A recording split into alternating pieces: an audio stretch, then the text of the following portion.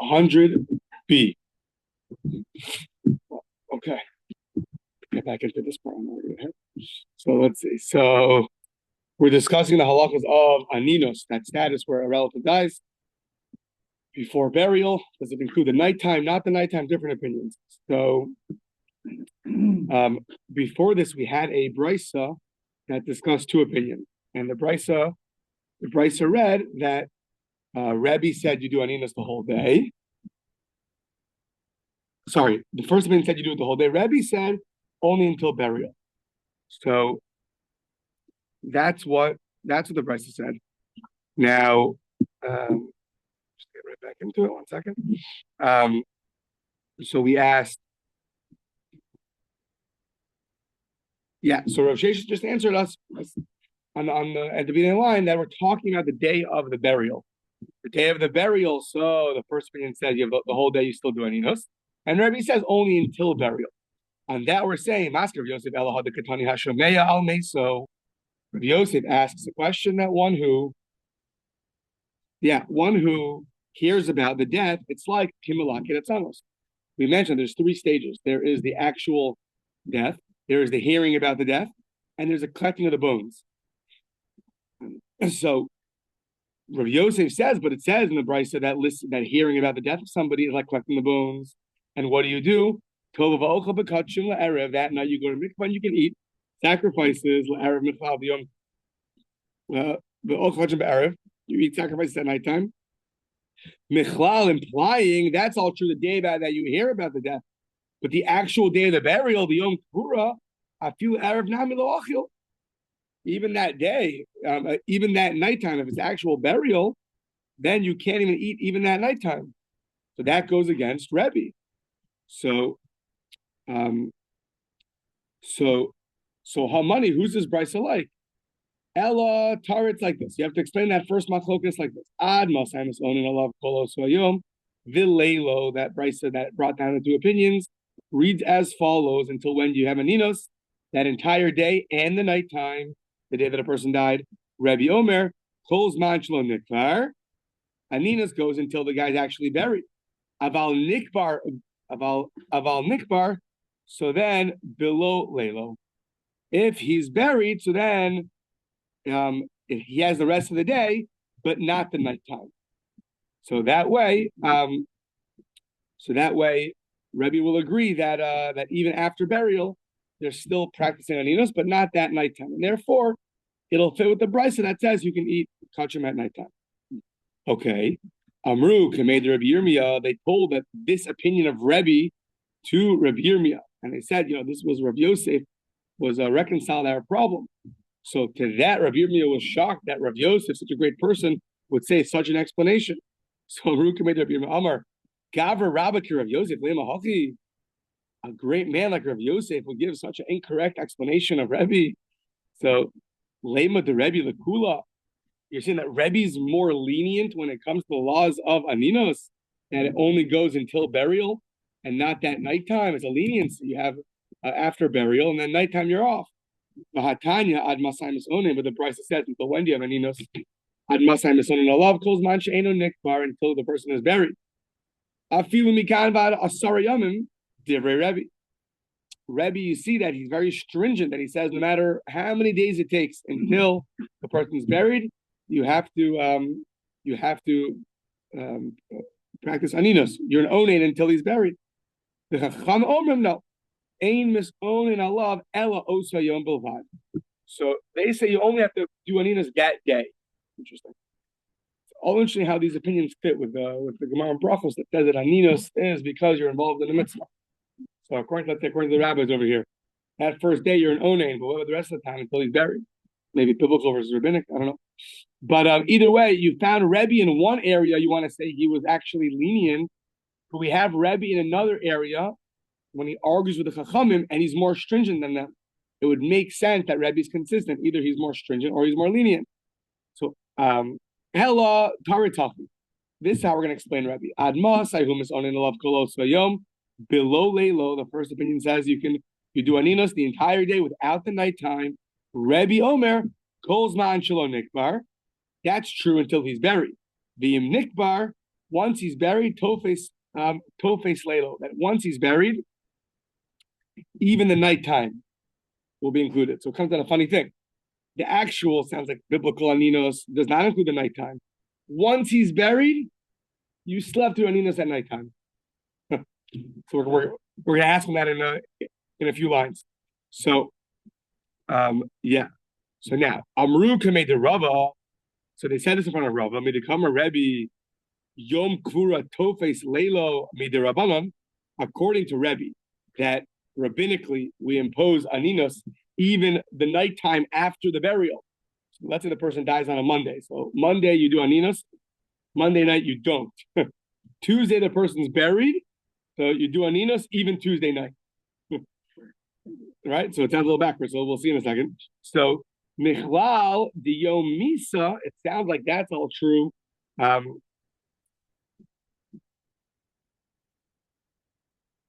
Right, meaning Rabbi says any day, which is up until the burial, the night's not included. The day of the burial, the night is included.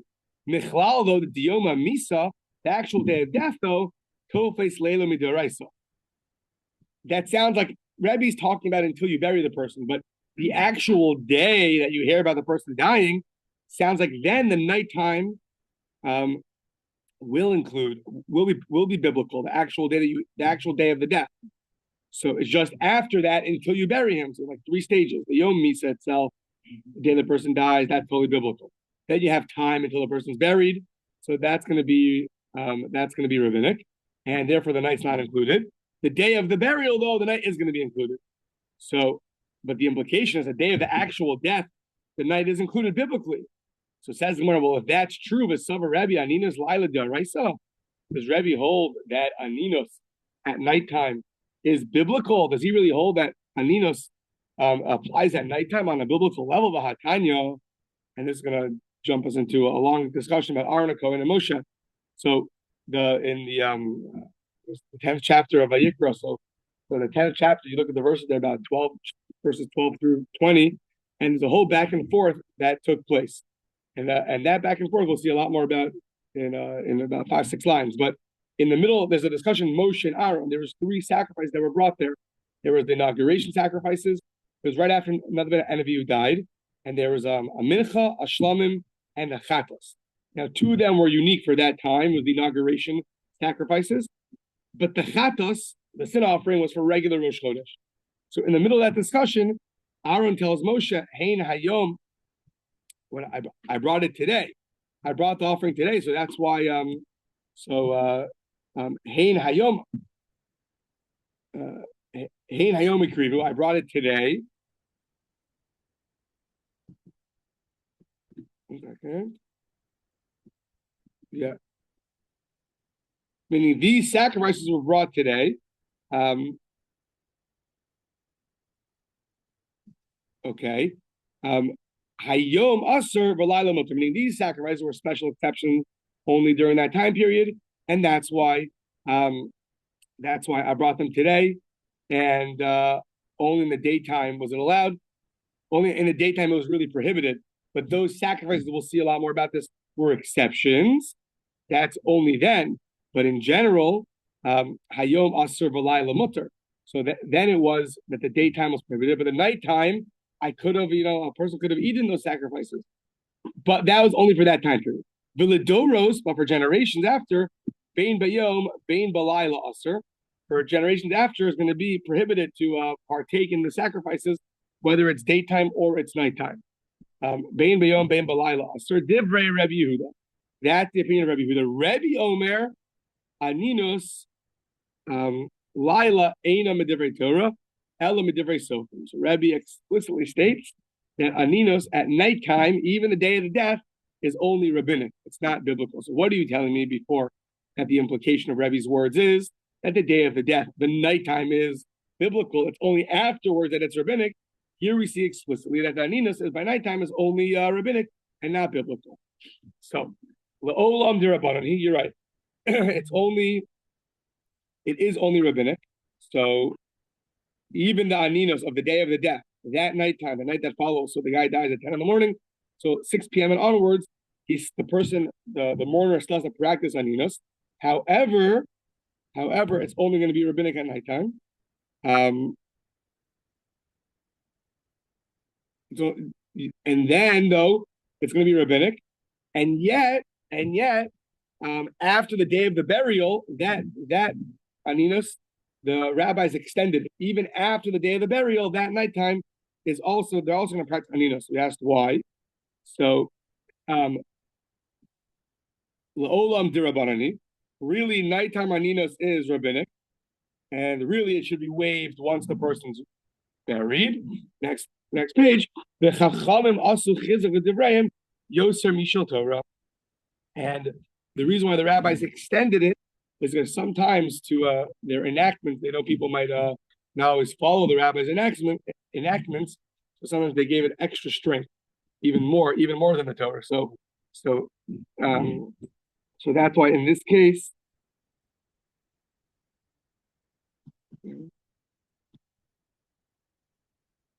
that's why in this case you have the following situation. You have the day of the death, the aninus is biblical. The night after the death, it's rabbinic. The day of the burial, the aninus is only rabbinic. And yet they added on to their rabbinic enactment, which the whole aninus already is only rabbinic. The day of the burial, they added on that it should extend through the nighttime to strengthen their enactments. Okay. If it's like 5 or 6 days, 5 or 6 days after the death, he's an onen, yeah. My father had that. Oh, For his mother. Like 6 days of aninus. It was crazy. oh, Yeah. I'll be happy to tell you the story next time. Yeah. Okay. Now, basically, now we're going to go through the entire section of the Torah dealing with Moshe and Aaron. So basically, that was the day of the inauguration of the tabernacle. Nadav and Abihu were killed that day. They brought a foreign fire to Hashem. They got killed. Now, there was 3 offerings. There was a mincha, and that was a mincha offering, a shlamim offering that were all related to the inauguration of the temple. And then there was a chatas offering, and it happened to be Rosh Chodesh. And we know from the first Daf of Shavuos that Rosh Chodesh, you bring a chatas for the person who didn't realize he was impure in the temple, at least according to one opinion. So what happened was, you have these 3 sacrifices. Moshe wanted Aaron to eat them. Aaron ended up burning the chatas offering. He did not eat it. There's a back and forth between Moshe and Aaron. Why didn't you eat it like I told you? And Aaron gave an explanation. Moshe says, "You're right. I'm wrong," and he agreed. And that was that. Now, what in the middle is the back and forth. That's going to be the next Daf.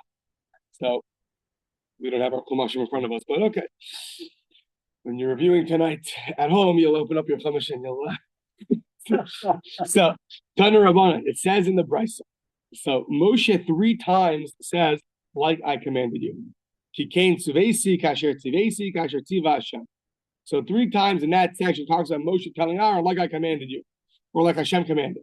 So, what's he talking about? Now remember, Nadav and Avihu just died. So you have another 2 brothers, Elazar and Itamar, that are there. We're going to bring Pinchas into the mix. He's a nephew. Is he a Kohen? Is he not a Kohen? Good question. So, but you have other children there, and therefore they have the status of an Onen. Their brothers were just killed. Now, Aaron a Kohen is also an Onen, but he's a Kohen Gadol. So, yeah, makes for a fun section. Yeah. Did you say fun? I heard fun. So, kasher tzivesi, kasher tziva Hashem. So, kikain tzuvesi, when it says, "I commanded you, ba'aninus yilchluhu," I told you should eat it, even though you're ba'aninus. Kasher tzivesi, like I commanded you at the time that it happened, at the time that none of you were killed, in the very beginning of the section, Moshe told them, "Take the mincha and go eat it." So, and Amar Lan kasher tziva Hashem. And Moshe is saying, "Listen, it's not me. Hashem told me to tell you. No me layani omer. Not for me. Not for me. Hashem told me to tell you this." So he's saying He's saying you should go and eat the offerings. Yeah. Yeah. So now he wanted Aaron to eat the chatos the same way Hashem commanded him to eat the other two offerings, the mincha and the shlamim. So Moshe says the same way I told you. If you go through that section, the first two psukim are about the mincha, the next 3, 14 through 16 is about the shlamim, and then the rest is about the chatos. Why did you burn the chatos? And then it's a back and forth. So just like I commanded you to eat from the shlamim, now the shlamim and the mincha were unique for that time only. It was inaugural sacrifices. So Moshe saying, okay, but what should be the difference? Just like I told you to eat the shlamim, eat the chatos. Why'd you eat the chatos? That's not just me. Hashem told me to do it. That is, but what do you see? You see that that even though they were onanim, still they were at least for that time period they were supposed to eat it. So obviously Aaron's going to respond, but we're onanim. We can't eat them. So what was Moshe thinking? Didn't Moshe know that onan can't eat? So well, maybe only special exception, dispensation. You have to know. So let's see. So that is the first brisa, which clearly states that Moshe says, even though you're an onan, eat the sacrifice. Now, on that we have a question. Viraminhi, the brisa says, mipnei aninus nisrafa. The reason why he burnt them was because he was an onan. Because he was an onan. Likach namar ka'ela. That's why it says the verse ka'ela, meaning Aaron's talking to Moshe and he says,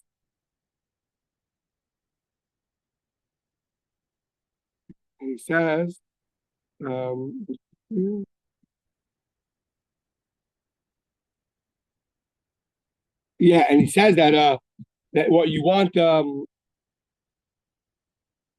because of Aninus, I burnt it. That's why Aaron told Moshe Ka'ela that what it should be like the other ones. I think I shouldn't say exactly. What is that? Eat this. The two brothers died in front of him. Were one side of an onan, or you eat this day with the Hashem approved.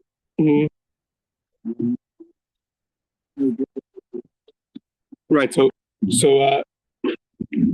in that verse, the 19th verse there, so it says that Aaron told Moshe, so today we brought the chatos before Hashem, but well, you want me to eat it like the other ones I should eat? You want me to eat it? He's saying, no, I'm not going to eat it because I'm an onan. And Moshe ended up saying, oh, you're right. So on the one hand, the brisa sounds like Moshe saying, eat it, eat it, eat it. And on the other hand, it sounds like Aaron saying, I can't eat it, and Moshe agreed.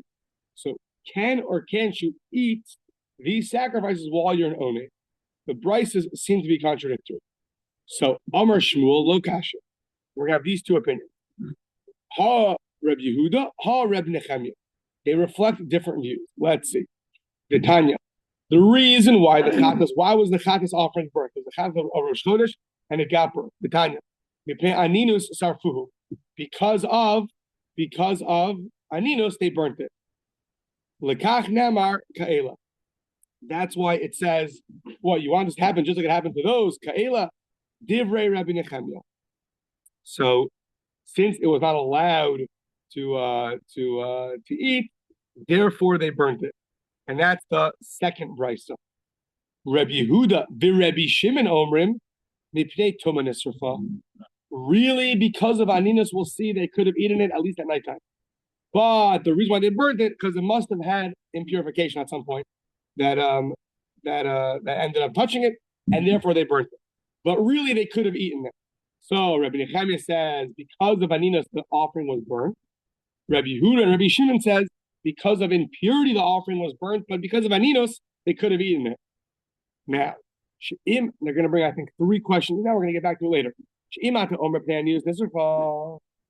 you want to tell me, you Rabbi Nechemia want to tell me that because of Aninus it was burned, so then how you lishloshtan She is approved. There were other sacrifices that day also. There was the princes brought a sacrifice. There was there was 3 he-goats brought that day. The seir of Nachshon, he was the prince of the tribe of Yehuda. He brought a seir. There was a Rosh Chodesh he-goat, and there was a special one that was brought for that time period. So if it's because of Aninos, they should have burnt all of them. Why did you only burn the chatas? That's question number 1. Davar acher hayu royal ochel me'erev. Just because you can't eat it in the daytime, but nighttime you could have eaten it. So clearly, the reason why it's burnt is not because of Aninos, because just wait until nighttime and eat it. Just because you're an onain or your children are onanim, but Pinchas, your nephew, he's around, so he's a Kohen, he can eat it. So all 3 of these questions, Rabbi Nechemia is going to answer on the next page. We're going to get back to it. So these are 3 questions that Rabbi Yehuda and Rabbi Shimon have on Rabbi Nechemia that you claim that it was burnt because of Aninos. I have 3 questions on you. Fine. But that was the first answer to answer up these 2 brises. Rava Amar, no. We're not going to make it different authors, make it consistent. Rava Amar, Ididi, Rabbi Nechemia. Both brisas agree with Rabbi Nechemia. One says eat, one says don't eat. V'lo kasha, kan b'kache shah, kan b'kache doros. The brisa that said you should eat the sacrifices was talking about the special sacrifices of that time, the mincha and the shlama that were brought for the inauguration. That's a special exception to the rule. The other brisa says you can eat was talking about the Rosh Chodesh chatas, which was for all generations. So that's where it says you can't eat. Now, fine. So that's that. Now, Rabbi Nechemia, at the end of the day, we had these 2 opinions. Why was the chatas offering of Rosh Chodesh burnt by Aaron and not eaten? So now, Rabbi Nechemia, each one has to now read through the verses and explain them to us and see how they understand it. So, Rabbi Nechemia gets to go first. So, Rabbi Nechemia mitaretz lehu hachi, he explains as follows: Madua lo achaltem. Why didn't you eat them? Who's talking? Amar lo Moshe Aaron. Moshe tells Aaron, why didn't you eat the sacrifice, the chatas? Why'd you burn it? Shem anichnas dama lifnei v'lifnim. Oh, because the blood was brought in the place where it can't go. So Amar lo hein lo hubas dama. No, the blood was not brought anywhere that it shouldn't be. Okay. Shem maybe the other way. It went out too far in a place that it can't go. Amar lo, no, b'kodesh haisa. It remained in the holy place. Vidilma ba'aninas ikrivtua upaslua upsaltua. Maybe Moshe says, oh, I know, because you brought it as an onain, and therefore you invalidated it. So Aaron says back to him, Amar lo Moshe, v'chi hey mikrivu, ani crafted. My children didn't bring it, I brought it, and I'm a Kohen Gadol.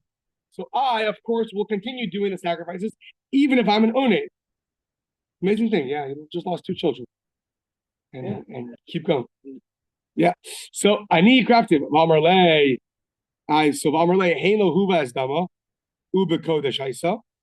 So then, okay. So if the blood wasn't brought in and it didn't go too far out, it remained in the holy place. But guess what? Achol tochlo sad kasher tzreisi. So v'aninas yochlu, then eat it like I commanded you to do. Why don't you eat it? So amarlo. V'tikraena osi. V'tikraena osi kaela.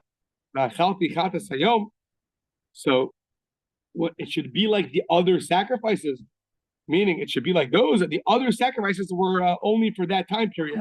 There were special exceptions to the rule. However, this is a for all generations, and therefore I cannot eat it. So that we say, is that going to be good in Hashem's eyes? So, Shema lo shamata ela b'kache shah. What's Aaron telling him? Maybe Hashem only told you that that we're allowed to eat it, even though we're owning him, when it's sacrifices that are only for that time. Kache shah, special exception to the rule. However, if you want to tell me I'm supposed to eat an offering that's for all generations, I'll bring you a kal v'chomer that shows you that I cannot do that. What's kal v'chomer? The ibit kache doros, if it's for generational. So then what's going to happen? Kal v'chomer mi meiser hakal. I'll bring a kal v'chomer. We know at the end of the bar. Something sure about this, yeah. When the guy brings the Meiser Sheni up to Yerushalayim, so after on the third year, if he didn't get rid of the produce that he's supposed to get rid of, he comes and he does something called a vidui Meisers, a confession of Meiser. What does it say over there? And he says, Ma Meiser Akal. Meiser was much more lenient than sacrifices. Amra Torah, what do you say? Lo achalti ba'oni. I never ate the Meiser when I was an onain. That's what you tell Hashem. Don't worry, I didn't eat it as an onain. Now that's much more lenient than sacrifices, than achatos. So if even the Meiser, which is so lenient, you can't eat when you're an onain, so then bekache doros l'kol shekain, for sure for sacrifices and for all generations, for sure you cannot eat. Oh, that was Aaron's rebuttal to Moshe, and miyad, amazing humility, vayishma Moshe, vayita ve'eno, hoda v'lo bosh. Moshe heard, it was good in his eyes, he admitted he's wrong, you're right, and he wasn't embarrassed. Yeah, so Hoda v'lo bosh Moshe lomar lo shamati el amar shamati v'shachachti. Moshe wasn't embarrassed to say, oh, I never heard that. No, I heard it and I forgot it. And they bring, why did he forget it? 3 times that he forgot a halacha. Yeah, fine. So that's all Rabbi Nechemia. Rabbi Nechemia says the reason why Aaron burnt the sacrifice was because it was a chatas. A chatas was for all generations. For all generations, it has a kal v'chomer from Meiser that you cannot eat it if you're an onin. Therefore, it had to be burnt. And Moshe heard that, accepted it, and amazing humility by Moshe Rabbeinu. Yeah, coming up in 2 weeks by the burning bush. Gemara says that my focus a week or two, Moshe and Hashem. I'm not fitting to be the one leading the Jewish people. Hashem came to us, well, of course, I'm ready. He said, no, let my brother do it. And then Aaron came out and he was so happy for Moshe. Amazing brotherhood, yeah? So Rabbi Shimon say, Aninos was not a reason to not eat it. You could have eaten it at nighttime. So according to Rabbi Shimon, why did he burn it? So this is how you're going to have to answer up. You're going to have to read the psukim. So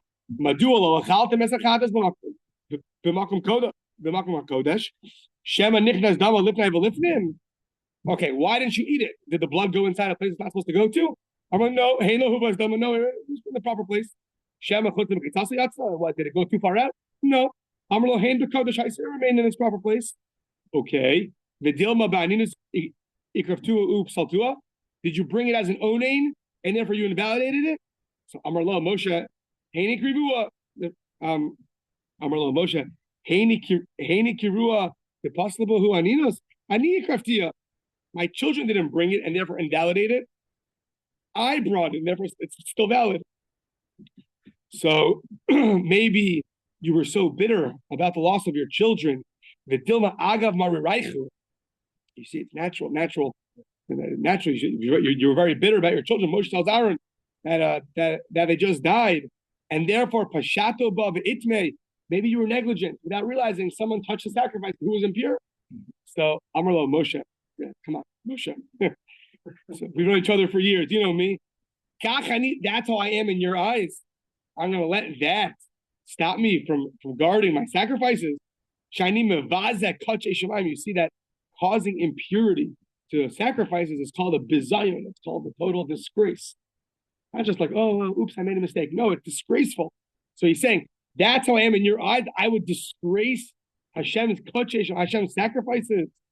So of course not. Of course, I made sure to guard them, and nobody impure touched them. So Vatikrena Osi Ka'ela. So the Tikrena Osi Ka'ela. How to translate it? This is back to the pasuk. It says, Vatikrena Osi. Yeah, sorry. After. Yeah, keep going. Keep going. You shall have eaten it in the holy, as I commanded you earlier, when all you Kohanim should eat it, even though they are in a state of. So let's see. So the Tikra'ana Osi Ka'ela, that Aaron is speaking now and said, you want me to do what happened to those? I mean, the other sacrifice that you told me to eat, but this one's different. So the Afilu Ela Uka'ela whether it's these or whether it's those Mincha and Shlomim, I'm still not going to disgrace your sacrifice, Hashem's sacrifices, and let them become impure. Meaning, I'll keep my mind on them. I'll keep my mind on them, even though the children were just. So, Amar Lo. Okay, so here we go. So once again, if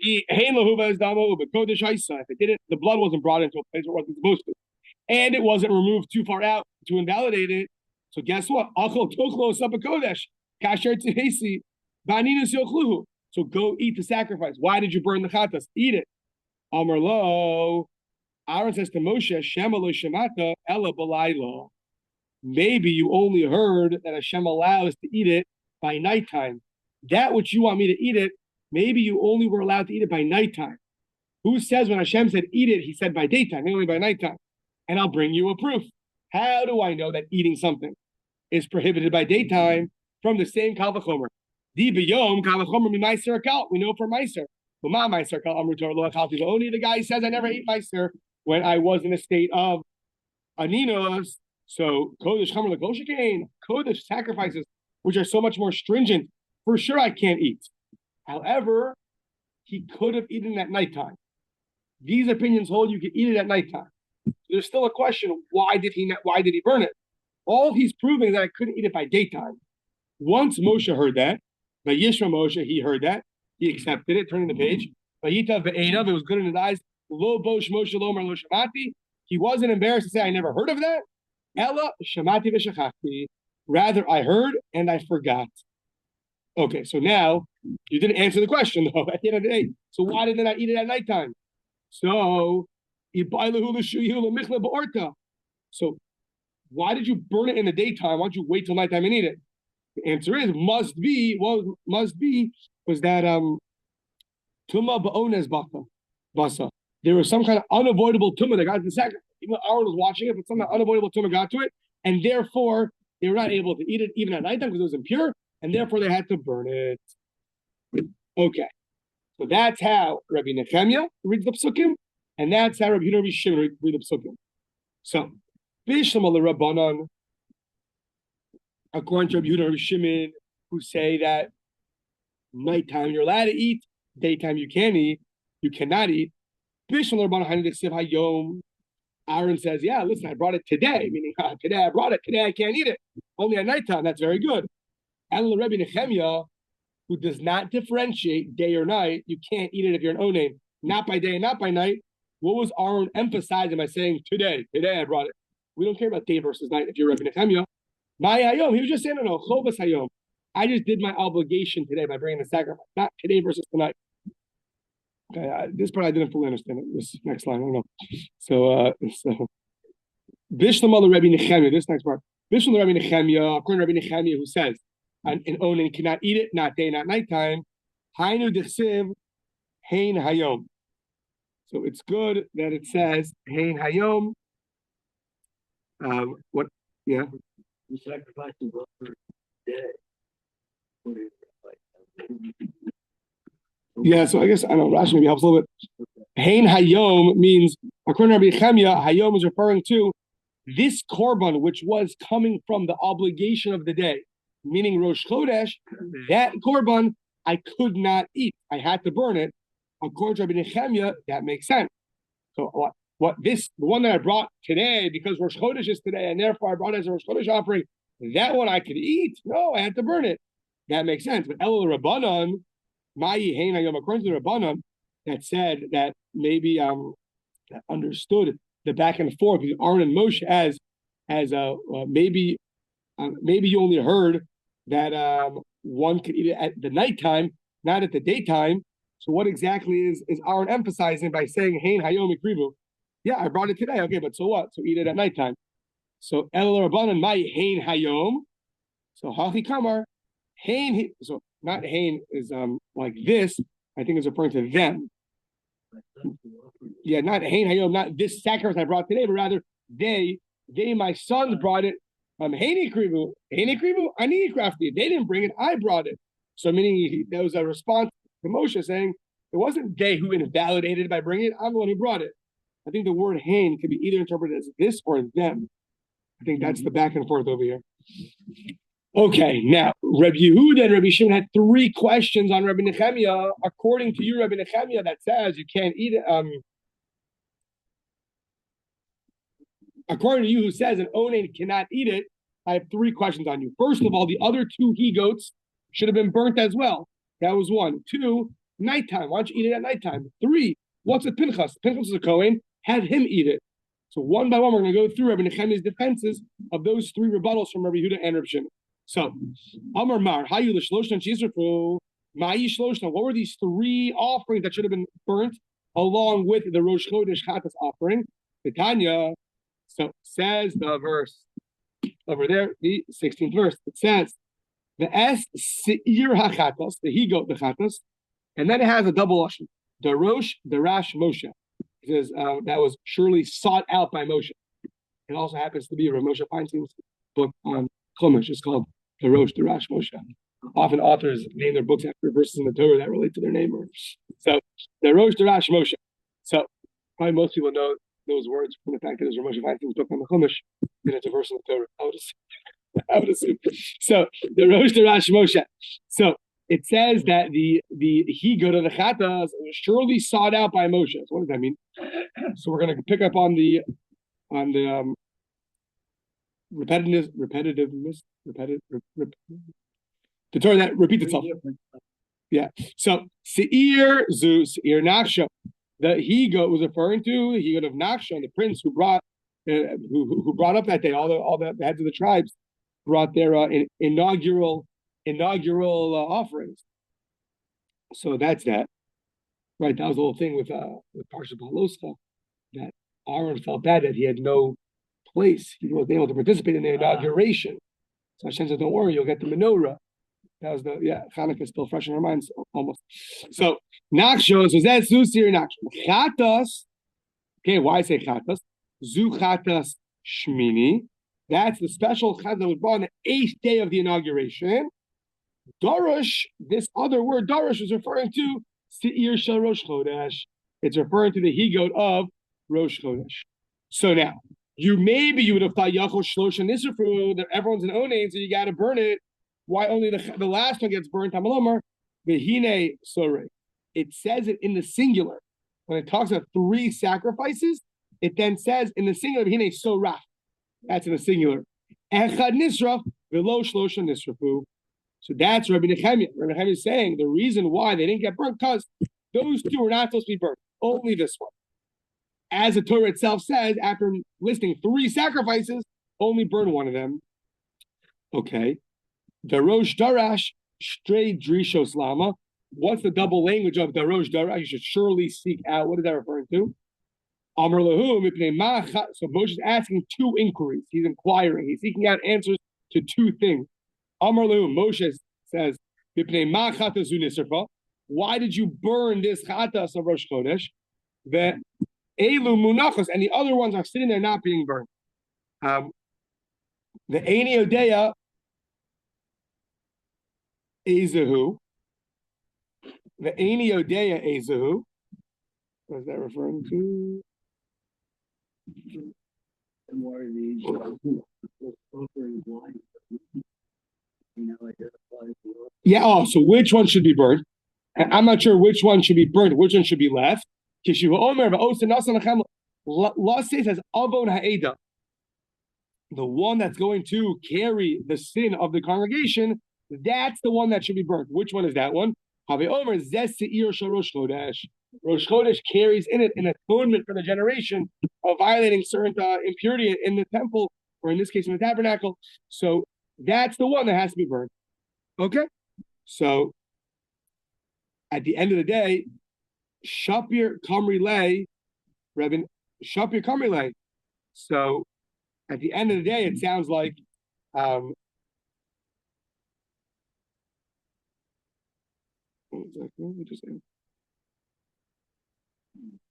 once again, they said to Rabbi Nechemiah, all three of them should be burnt because you're an onain. Now, so the Gemara is saying now, Shapir Kamri Lay, they said, they had a good question to Rabbi Nechemiah, but didn't we just prove that only one of them gets burnt? Yeah. So what was the question?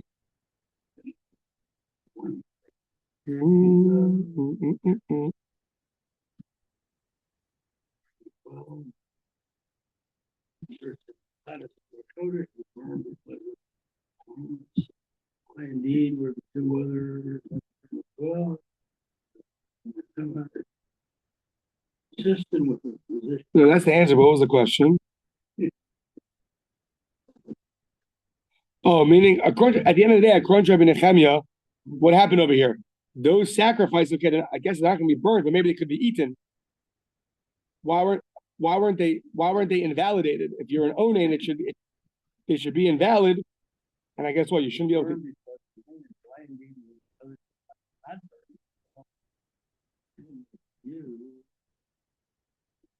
Consistent with the position. Yeah, that's gonna be the answer. Yeah. Guys, I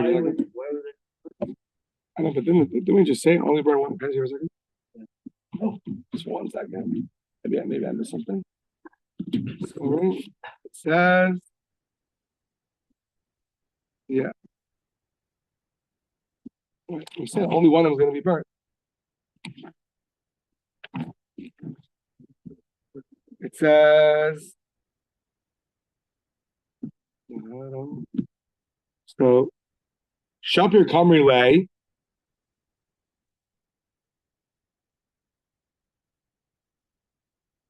Yeah.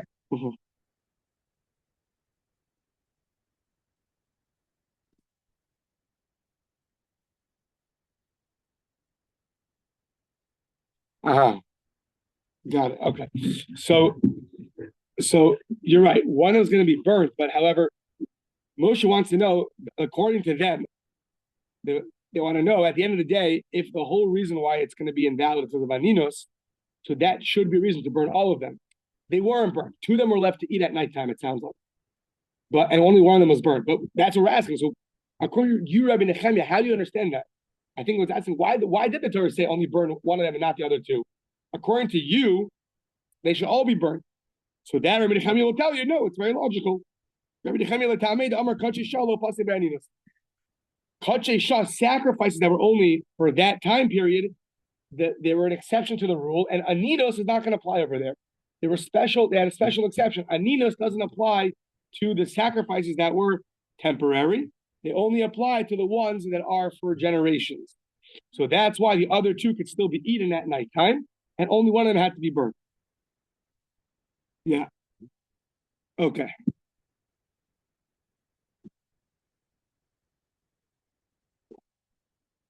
Okay. Now, the second question asked from Rabbi Yehuda and Rabbi Shimon to Rabbi Nechemia was, very good. Aninos is by daytime, but at nighttime, eat the chatos. Amar ma hayalol achla erev. Shapir Kamri to ask a question.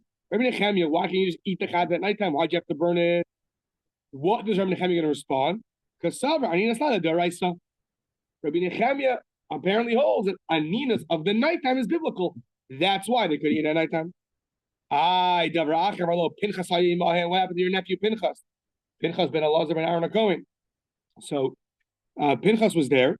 He could eat it. So what does Rabbi Nechemia hold? Why couldn't Pinchas eat it? Shapir Kamar, they have a good question on him. Why burn it? Eat the chatas. Who should eat it? Pinchas should eat it. Sabar la Rabbi Elazar. Exactly. Why he should eat the chatas? He should be eaten by the Kohanim. She's just a Kohen, so eat it. Why'd you burn it?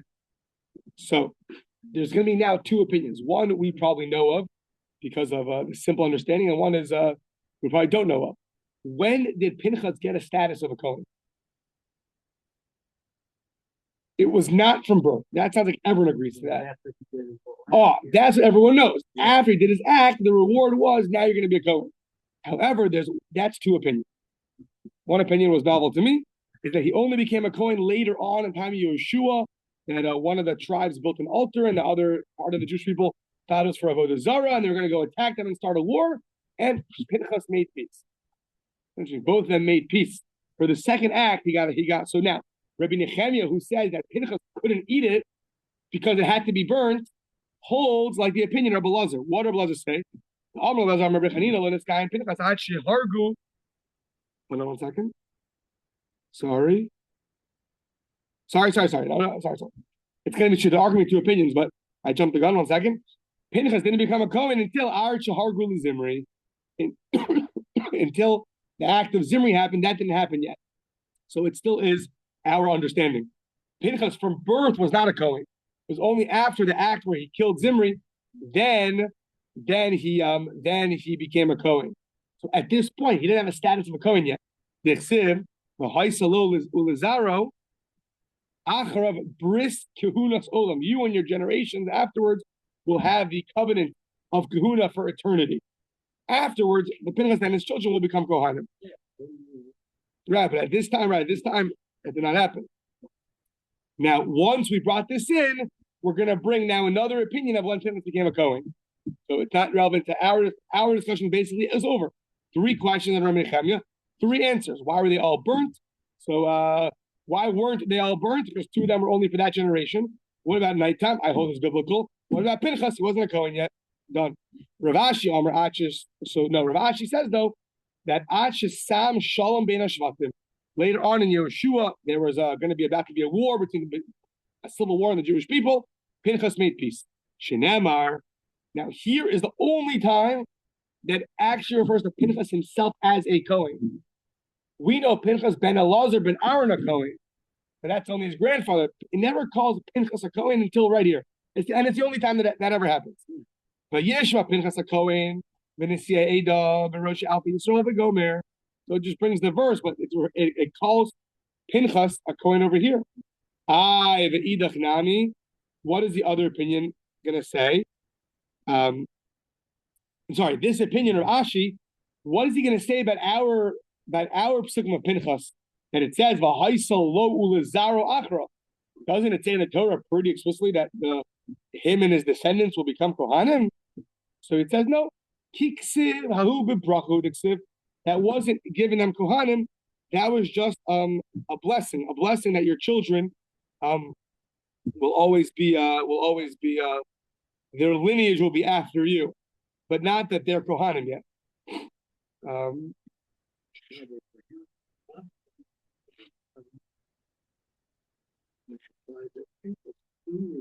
Yeah, your kahuna is never going to leave your lineage. Not that you are right now. You're not yet a Kohen, but you should know that kahuna. It's an interesting thing. Priesthood is not going to leave your family line, but he himself was not yet a Kohen. So it's a funny thing. Like you're not a Kohen yet, and we should know the Kohen is never going to leave your family. So when am I going to be a Kohen? Exactly. So okay, but he got it later. So that's that.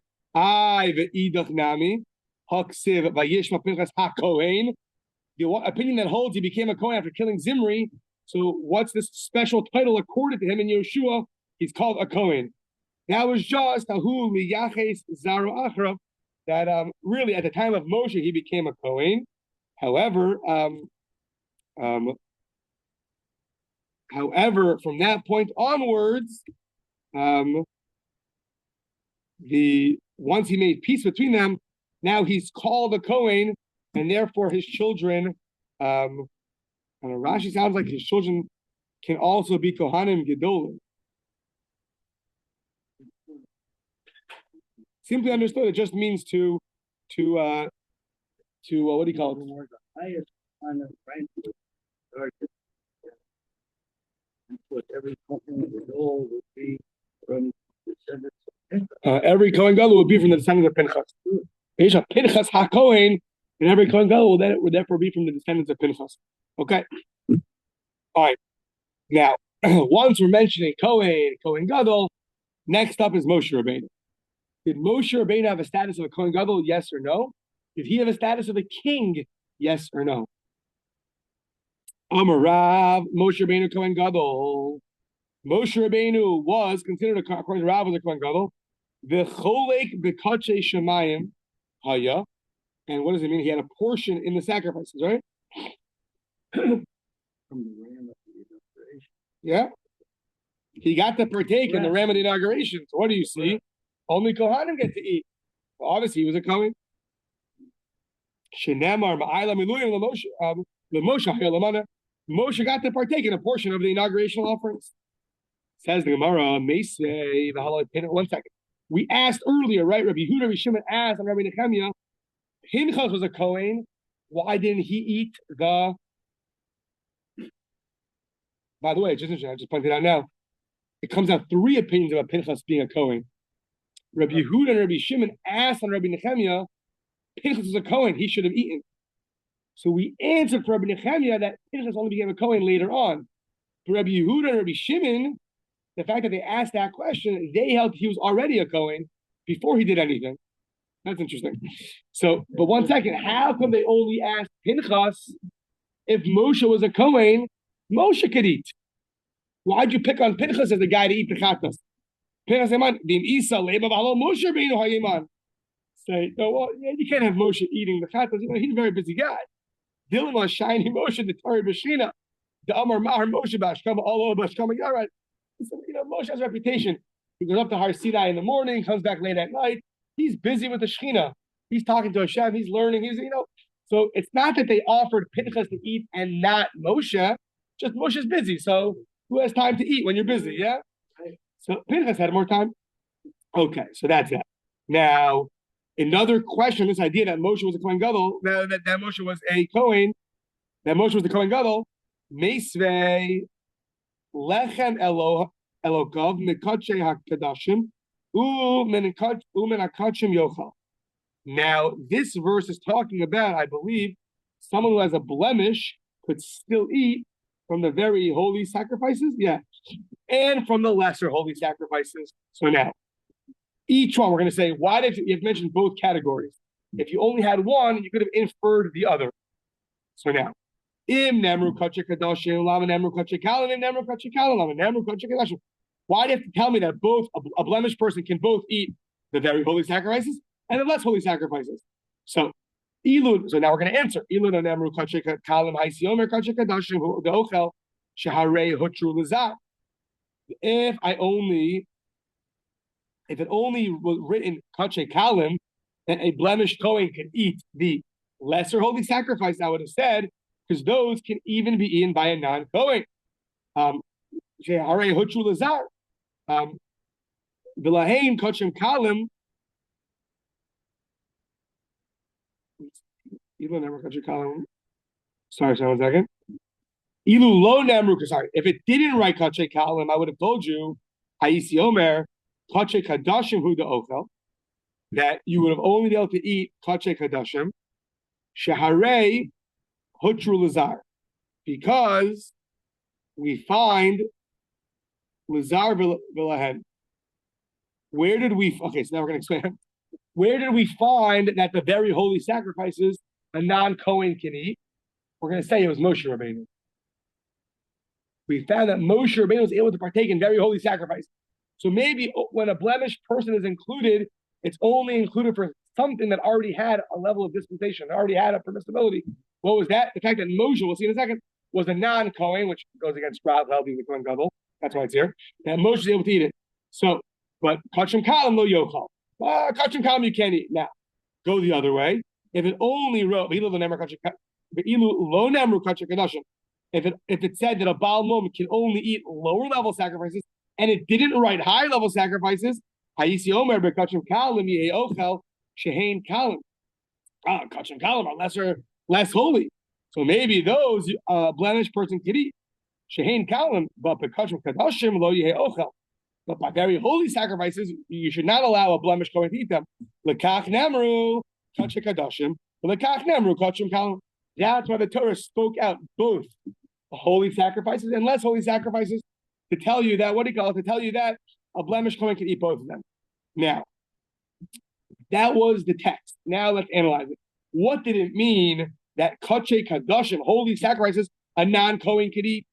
Katani miyash arei hutar l'zar v'len. So was it now referring to Lav Moshe? Was it now referring to Moshe Rabbeinu, who's considered a non-Kohen, and he's able to partake in these sacrifices? So that would be a rebuttal against Rav, who held that Moshe was a Kohen Gadol. So says the Gemara that no. Amar Rav Sheslo the Bama Lazar. We're talking about, it was including when you had the bummas, the mouths, we'll see more about this. There, even a non-Kohen was able to eat the sacrifices. So a leniency by the bummas, when you had the sacrifices not in the tabernacle, not in the base of Mikdash, in the bumma, on the mountains, you made your barbecues over there, so there even a non-Kohen can eat, and that's what it was referring to. Ukedivrei Omer, according to the opinion we'll see in 10 Daf from now, yesh mincha b'bama. That there's some that you're allowed to bring a mincha and a bama, a flour offering, and a non-Kohen could eat it. All right. Third question on this idea that Moshe was a Kohen Gadol. Now, Miriam, we know, on her level, did something, sounds like she's right, she spoke disparagingly against Moshe, and what happened? She got tzara'as. And what happened? She had to be separated from the camp for 7 days. Who separated her? Well, only a Kohen could do that. So, Meisvei Miriam Mizgira, who confirmed and put her into seclusion. Who was that? Who did that? So, Im Toimar Moshe Hizgira, Moshe Zarhu. Moshe can't do it. Only a Kohen can say, you have tzara'as. A non-Kohen can't do it. Half is only from a Kohen. So, if you'll say Moshe did it, Moshe's a non-Kohen. Right, so right there and then, that's our question. Rav said Moshe Kohen Gadol. This sounds like he's not even a Kohen. He can't even put her into seclusion for having tzara'as. Next page. The Ein Zar Roes HaNegoyim. A non-Kohen can't go and look at tzara'as and determine if there's tzara'as. It's specific law only by a Kohen. Okay, so maybe you'll say, what's the problem? You told me Aaron his gira. So maybe you say, okay, Aaron did it. Aaron put her into seclusion. So he can't do that either. Aaron Karavu, the Ein Karav Roes and the Goyim. A relative cannot go see tzara'as. Has to be okay, now here's a big problem, right? Because Moshe was also relative. Right? So this is the commentaries asked. You're proving that Moshe was a non-Kohen. How do I know? Because he didn't put her into seclusion. He didn't see that she had tzara'as. Even if Moshe was a Kohen, he's also a brother. That's the problem. Yeah, okay. Fine. Yeah. So that's for before bedtime tonight when you're trying to think about it. Yeah. So Ella kavod gadol chilek la'akadosh baruch hu Miriam. Hashem granted her a tremendous honor that He Himself was going to seclude her. So So he says, Hashem says, Ani Kohen, I'm a Kohen, Ani Masgira. So Ani Cholta, Ani Potra. I'm gonna put her in, I'm gonna take her out. So fine. So at the end of the day, amazing thing, Hashem Himself, so to speak. It's a tremendous honor when Hashem Himself is the one that's going to do this. So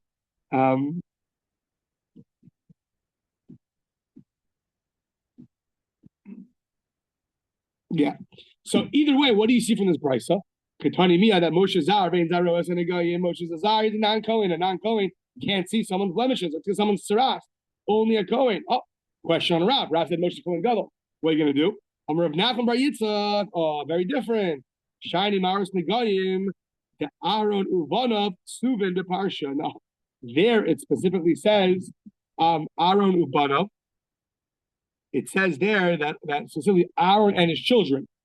So it sounds like we're trying to answer that maybe Moshe was a Kohen, but it's specifically Aaron and his children are the ones that have to see the Negayim. So if you're a Kohen who's not from Aaron, we don't really have many of those except for Moshe. So Negayim, Tzaras is only from Aaron and his descendants. So it's not has to be by a Kohen, it has to be by Aaron and his descendants. That's why Moshe couldn't do it. But maybe Moshe really was a Kohen. Fourth rebuttal on this idea that Moshe was a Kohen Gadol. Meisvei, very interesting. Hamesh smachos hayal Elisheva Yisera al Benosra. Elisheva was Aaron's wife. So she had five happy things happened to her then. First of all, Yevama Melech, her Yavam. Now, they didn't do Yibum, it's just referring to her brother-in-law, was a king. Who's that? Moshe. Here begins the discussion. Did Moshe have a status of a king or not? So, Yevama Melech, my Yavam, my brother-in-law is a king. Isha, here means her husband, not it's a possessive name. Her husband, not woman. Isha Kohen Gadol. My husband is a Kohen Gadol. Binah, Skan is the assistant Kohen. Her son, Elazar Nikamar. Elazar was a deputy Kohen. Ben Binah, her grandson Pinchas, was the Meshuach Milchama, was the Kohen appointed to go to battle. Ve'acheha, and her brother was Nasi Shevet. Nachshon was her brother, was the head of a tribe. So this is 5 tremendous moments of happiness that she had over every other lady in the Jewish people. She had these 5 amazing things that were very happy to her. So, yeah. Ve'avela al shnei banel. I assume this wasn't happy. And she was mourning on her 2 children. But what do you see, though, that her brother-in-law Moshe was a king? Yevala Moshe, the brother-in-law, was a king. Melachim, Kohen Gadol, only a king, not a Kohen Gadol. Against Rav. Rav's against the Brisa, again. So, says Gemara, no, not necessarily. Maybe what it means is, Ema Af Melech. It doesn't mean, right, you always have, it doesn't mean king and not Kohen Gadol, or he's also a king. So we're saying now, according to Rav, he'll read the Brisa, that he's also a king. Not a king and not a Kohen Gadol, he's also a king. Now, that itself is going to be 2 opinions. Tonight, Machlokas tonight. Sorry, that if Moshe was a Kohen, that's going to actually be a Machlokas tonight. So Rav is going to go, Rav is an Amora. So Rav is going to go like one of the Tanaim. And the simple explanation of these brises that we keep attacking Rav with are going to go like the other Tana. So, by the burning bush, Hashem gets angry at Moshe for, so now, Rabbi Yeshua said, new section. Gonna stop here? Okay, we'll stop here. We'll stop this section tomorrow. Okay, good.